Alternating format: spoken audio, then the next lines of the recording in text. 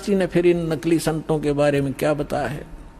कंठी माला सुमरनी ये सभी सिलसिला मेटे, कन फूका गुरुआ मिले है जो जम मारी फेटे।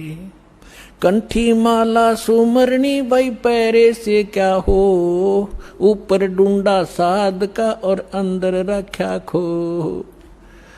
कहते हैं ये ऊपर कंठी पहन ली, माला बना ली, एक मणिये की माला कंठी पहनते हैं कबीरपंथी नकली। एक तुलसी की लकड़ी का एक मनिया बना के एक जनेऊ से में बांध देते हैं, और यहाँ अब जो भगत आते हैं उनको हम कहते हैं कि ये कंठी माला नहीं चलेगी, इसने उतार दो, तो वो दृढ़ हो जाते हैं। इसने नहीं उतारे, ये तो हमारा जन्म सिद्ध अधिकार है। अब परमात्मा क्या कह रहे हैं, कंठी माला सुमरनी ये सभी सिलसिला मेटे। इसने सब छोड़ छाड़ दो, इन तो पारो पार हो गए। अंदर भक्ति सही करो, सत भक्ति करो, सत साधना से मोक्ष होगा। इन कंठी और माला ऊपर के दिखावे से, चाहे कपड़े लाल पहन लो और चाहे पैंट कमीज पहन लो, भगत वाले लक्षण और भक्ति सही होगी तो आपका मोक्ष होगा। एक विशेष आडंबर से भगवान नहीं मिलेगा। तो यहाँ कह रहे हैं कि कंठी माला सुमरनी ये पहरे ते क्या हो, ऊपर तो दिखा भगत और अंदर रख्या खो। न साधना ठीक न ज्ञान सही। कंठी माला सुमरनी भाई पैरे से क्या हो, ऊपर डूंडा साध का अंतर रख्या खो। कन फूका गुरुआ में ले जाने भाव न भेद, जम के हलकारे फिर ये हाथों में लिए बेद। ओए होए होए, अपने आत्माओं एक एक वाणी ऐसी अनमोल है महापुरुषों की। कहते हैं कि ये कन फूका गुरुआ मिले, कान में फूक मारनिया, और जाने भाव न भेद। और कहते हैं ये काल के हलकारे घूम रहे नकली संत जो वेदों के ज्ञाता माने जाते थे, न कख भी नहीं पता वेदों का। वेद पढ़ने पर भेद न जाने ये बातें पुराण 18, और जड़ को अंधा पत्ते खुआवे भूल गया सर्जनहारा। अगर इन्होंने वेद पढ़ा होता ये पत्थर पूछते, वेद का ज्ञान होता। तो कहते हैं ये वेदों, ये काल के दूत फिर रहे हैं, वेद को हाथ में लिए लिए। आपने एक नकली महर्षि दानंद की सारा इतिहास आपके रूबरू कर दिया दास ने, और यो कितना शिखर में चढ़ा रखा था, सिरपद रखा था एक आदमी ने। ऐसा महर्षि नहीं, इस जैसा वेदों का ज्ञाता नहीं। तो ऐसे कहते हैं ये काल के दूत थे, वेदों का नाम ले ज्ञान सारा उल्टा ठोक रखा। तो यहाँ उसी को प्रमाणित कर रहे हैं कि जम के हिलकारे फिरे ये हाथों में लिए वेद। जहां भी आप महर्षि दानंद की फोटो देखोगे, वेद पहले दर रखे, उसमें चारों जन संठे काले रखा था, लिखे लिखाए भी सना हो जैसे, और कक का पता नहीं उस आदमी ने। तो पुण्यात्माओं आज तक ये में बिजली गिर रही थी। हम इनको महर्षि माने थे, ये थे कौन बालका जैसे ज्ञान के भी। इनका सत्यार प्रकाश आपके दास ने आपके रूबरू किया, जिसको हम सर्वधार्य मान्या करते, और उसमें इतना डंगा बकवाद भर रखी जो एक आम आदमी भी ना लिखे ऐसी बात, तो मूर्ख भी जो उसने लिख रखी। कहते सूर्य पे ऐसे व्यक्ति रहते हैं जैसे यहाँ पर हैं, सारे बाग बगीचे हैं, सारे पदार्थ हैं। बता, वो एक इंसान भी था और मैं ऋषि की पदवी पाएगी। कहते हैं झूठे गुरु बहुत हैं ये अनगन कोट अनंत, सार नाम का भेद बतावे सो सतवादी संत। झूठा गुरु काल है ये फांसी दे अड़ाए, मारत है मैदान में वो छलबल बहुत बनाए। झूठा गुरु काल है ये गुरु का दया स्वरूप, या मैं मीन न मेख है जैसा संवल रूख है। एक एक वाणी का निष्कर्ष देखो पुण्यात्मा। महापुरुष ये थे, वो महापुरुष भगवान से प्राप्त ज्ञान, यानी ये तत्व ज्ञान है। कहते हैं झूठा गुरु काल है और गुरु का दया स्वरूप, और या मैं मीन न मेख है जैसे संभल रूख। अब जैसे एक संभल का पेड़ होता है, संभल, और संभल के पेड़ पे ये तोता जो होता है, तोता ये वृक्षों को सिलेक्ट कर लेते हैं कि ये वृक्ष, देखते रहते हैं, ताक में रहते हैं कि ये पौधा उगा है, ये पेड़ बनेगा और फिर इसके फल खाऊंगा। तो जो ये संभल का पेड़ जब उगता है बहुत सुंदर पत्ते होते हैं, बड़ा हरा भरा होता है, और बड़ा हो जाता तो इतने बढ़िया फल लगते हैं इसके डोडे, और ऐसा लगता है जैसे बहुत ही स्वादिष्ट पदार्थ होगा, लेकिन उसमें होती है रुई। अब वो तोता ये देखता है कि ये फल पक गया, 12 वर्ष इंतजार किया कि फल खाऊंगा, इस फल यहाँ ये पेड़ घने हो गए वृक्ष इसके संभल के, और जब वो परिपक्व होते हैं जिस उद्देश्य से वो चोंच मारता है उसमें वो पदार्थ ना हो करके रुई उसके मुंह में फंस जाती है, उसने जान बचानी मुश्किल हो जाती है तोते ने। तो यहाँ परमात्मा कहते तुम जिनको गुरु मान रहे हो, उन पर आश्रित हुए बैठे हो, लास्ट में आपने ऐसे पश्चाताप करना पड़ेगा जैसे उस तोते ने उस संभल के वृक्ष को एक अच्छा फलदार स्वादिष्ट फलदार वृक्ष मान के उस पर आश्रित था, फिर सिर पटक कर रो रहा था। झूठा गुरु काल है ये गुरु का धरा स्वरूप, या मैं मीनन मेख है जैसे संबल रूख। फिर क्या बताते हैं, कान चिराए क्या हुआ ये कर कंकन मन पाल, मुद्रा पैरें क्या हुआ सिर फोड़ेगा काल। कहते हैं कान चिरानते, कान में मुद्रा पहनते और 36 आडंबर करने से परमात्मा नहीं मिलेगा, और यम के दूत लठ मारेंगे तुम्हारे गिर के।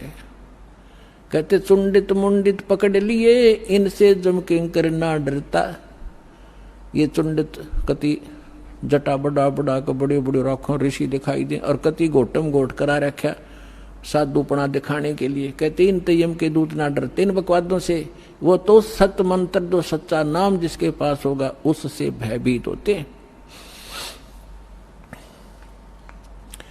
फिर क्या बताते, मौन रहा तो क्या हुआ ये बोले से नो भेवे, मौनी वक्ता एक है ना पर से जल देवे। अब जैसे एक नकली था, आडंबर करे बिना इनका काम चला नहीं, दुनिया आकर्षित नहीं हो। एक ने कहा कि मौन धारण कर रखा उसने, एक कबीर पंथी घिसा पंथी संत था, और दास को पहले नाम देने का आदेश नहीं था जब तक 1988 से 1994 तक। तो दास इनको संत मान के इनसे परमात्मा ने इनकी तलाशी दिवानी थी मेरे थे, उससे मिलता था, चर्चा होती थी। एक दिन मैं गया तो क्या पता चला कि महाराज जी तो मौन व्रत रखा है 41 दिन का। मैं चलो भाई ठीक है, मैं बैठ गया तो वो निकला गुफा से बाहर। तो उसने क्या किया, एक स्लेट ले रखी जो बच्चों की होती थी पहले, स्लेट पत्थर की, और एक चौक ले रखा, उस पर लिखा कि भगत जी को चाय पिलाओ, स्लेट पे लिख दिया। तो वो चाय ले आए, फिर लिखा कब आए, वो बोला जी अभी आया हूँ। अच्छा, अब वो स्लेट पे लिखे और फिर उनको पानी पिलाओ। अब यहाँ वो परमात्मा कहते हैं कि मौन रहा तो क्या हुआ जो बोले से नो भेव, इशारों से बात कर रहा, मन तो डिस्टर्ब हो लिया। बताओ उस मौन रहने से क्या लाभ हुआ तुझे। और मौनी वक्ता एक है ना पर सैदल देव, परमात्मा के पाने के लिए ये आडंबर केवल बकवाद मात्र है आपकी, इनसे ये भगवान नहीं मिले। और ये भोली आत्मा इन्हीं से प्रसन्न होते हैं, बाबा जी भाई 41 दिन में। और फिर 41वें दिन उसने वो व्रत खोलना था, समागम हो गया, हजारों आदमी इकट्ठे हो गए, लाखों रुपये उसने मिल गए, हो गया उसका काम पूरा। वो भी पार और चेले भी पार दोनों गधे बनेंगे इकट्ठे। कहते सन्यासी 10 नाम है ये शिव का धर है ध्यान, शिव के ऊपर और है ताको कर प्रणाम। ये सन्यासी 10 नामी सन्यासी कहलाते हैं, भगवान शिव को इष्ट मानते। कहते हैं शिव के ऊपर और परम शक्ति है, उसका ध्यान धरो जब तुम्हारा कल्याण होगा। बेखों से भगवान का दूर महल दरबारे, पाखंडी पहुंचे नहीं दे सतगुरु पार उतारे। इन भेखों से बनावटी आडंबरों से परमात्मा का घर बहुत दूर है, और पाखंडी वहां ना जा सकता ना ले जा सकता। सतगुरु दे पार उतार, सतगुरु आपको पार उतारेगा। डंब करें डूंगर चढ़े अंतर झिन्नी झूले, जग जाने बंदगी करें ये बोवे सुलभ भूले। आप देखते होंगे, हमने तो खूब देख रखा है बिटर एक्सपीरियंस है दास का। क्या देखा करते, एक समय ये दास अपनी ड्यूटी पर जा रहा था। दास हरियाणा सिंचाई विभाग के अंदर जूनियर इंजीनियर की पोस्ट पर था। मोटरसाइकिल पे जा रहा था अपनी ड्यूटी पे, तो रास्ते में काफी व्यक्ति इकट्ठे थे। एक ऊंचा सा स्थान था गांव में बाहर, और उस जंगल था वहां पर। वहां क्या देखा, एक बाबा जी बैठा, और दूर से दिखे 10-20 भगत बैठे। मैं भी चला गया उधर जाकर देखने के लिए। जब तक ये दास को ये ज्ञान नहीं था साधु संत की ऐसे अट्रैक्शन होती थी, तो वहां बैठे काफी लोग बैठे, दूना ला रखा, इन्होंने सुल्फे पीवे, भर भर चले वो भी पीवे, और जहां 10 रुपये चढ़ा दें। और तो अब वो ऊंचे पे न्यू बैठे, सब ने दिखूं ताकि मेरे पुजारी आ जाए। तो क्या है, तो यहाँ क्या कहते हैं, डंब करें, पाखंड करें और डूंगर चढ़े, यानी ऊपर ऊंचे स्थान पर टिल्ले पर जाकर बैठेंगे। और अंदर कोरी बकवाद अंतर झिन्नी झूल, और जग जाने यो बंदगी करे। आम जनसाधारण तो ये समझता है कि वो भगती कर रहा होगा, तो परमात्मा कहते हैं यो बोवे सूल बबूल, ये तो अपने भविष्य में की करके कांटे बोन लग रहा है, कर्म फोड़ रहा है अपने। डंब करे डूंगर चढ़े ये अंतर झिन्नी झूले, जग जाने बंदगी करे ये बोवे सूल बबूले। फिर कहते हैं माला मुक्ति न होते है, मुक्ति होत है नाम। इन माला से मुक्ति नहीं होगी, इस नाम से मोक्ष होगा। चाहे माला तो जप ले, चाहे बिना माला तो जप ले। केवल ये माला पैर के आडंबर करते बात नहीं बनेगी। अपने आत्माओं जैसे दास आज जो सत्संग एंड करेगा, उसी के कारण ये आगे चल के बात बिगड़ जाती है। जैसे थोड़ा सा उदाहरण देता हूं, ये माला गल में पहनने की परंपरा कैसे चली। जब भक्ति किसी भी युग में कभी प्रारंभ हुई थी, परमात्मा आते हैं, थोड़ी बहुत भक्ति वो स्टार्ट कर जाते हैं, चाहे प्रथम मंत्र की ही थी, तो उस माला से जाप किया करते थे। तो पहले क्या करते थे, जेब कपड़े वस्त्र इसे होते नहीं थे, माला से जाप किया और माला को आदर के साथ गले में डाल लिया करते। वो लोग दिखावा नहीं था, वो सिर्फ अपना सुरक्षित स्थान और आदरणीय स्थान सीने से लटकी रहती थी। और जब उसकी आवश्यकता पड़ती उसको जब जाप कर लिया करते थे। तो जिसके गले में माला होती वो जाप करते थे। तो बगैर मर्यादा के उन मंत्र करने वालों से अगर किसी को दुआ निकल गई वह सफल होगी। तो गृहस्थी आदमी ने को किसी ने आशीर्वाद दे दिया, उस माला वाले ने जाप करनी ने, तो उसको लाभ हो गया। तो उनकी पूजा शुरू होगी, अपने घर घर बुलाने लगे। जब यह थोड़ी सी भक्ति डाउन होने लगती है, तो फिर ये पहचान मान ली कि जो गल में माला डाल रहा है ये भगत है और इसकी पूजा सेवा करने से बहुत लाभ हो जाए। तो हम 2 भागों में बट गए।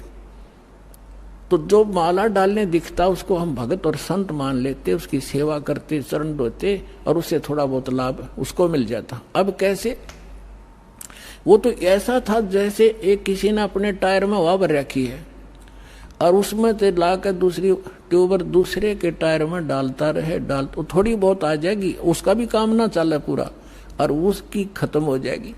तो ऐसे बात बिगड़ती चली गई।